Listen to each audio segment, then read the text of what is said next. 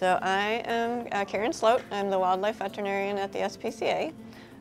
This is our little turtle friend. She's hanging out with me right now. But I'm going to talk about one of our really cool cases that we had this year. We had a common raven come in, and we've never had a raven here at the SPCA before, so we were all very excited. Unfortunately, the raven was in pretty rough shape. He came in on July 15th.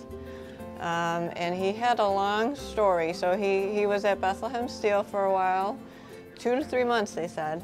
He got on a semi-truck, he went to a pallet warehouse, and then he went to a bakery, and then somehow he got here. So he's like a traveler, but not in the normal way that ravens travel.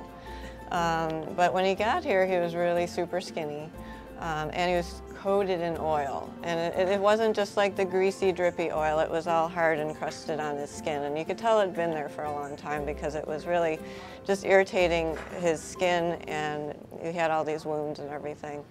And his feathers were so heavy. So we can't just go right away and just like, we're gonna clean the raven. He was in such bad shape, we had to get him stronger so he wouldn't die during the procedure of trying to clean him, so which is really intense. So we had to have multiple tubs set up with different levels of soap in the water. So we had to have the water at 110 degrees, make sure it stayed like that for the whole procedure.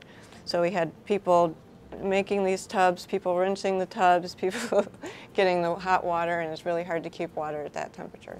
That actually went really well. He did well after we put him outside in the sun. He dried off, got him out in a big outdoor enclosure, and he probably flew for the first time in a long time. It was beautiful. So, that was his big first hurdle with us, is to get all that oil off.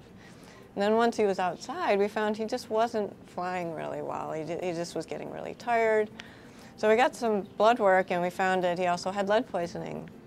So we were able to give him medication to get the lead levels down in his blood. And with time, he got stronger and stronger, and he was flying well, he was acting normally. And just a couple days ago, we got him out back to where there's some other ravens. There's not a lot of ravens around here, but we did bring him to where a wonderful person has seen 3 baby ravens at his house. So we brought him right there.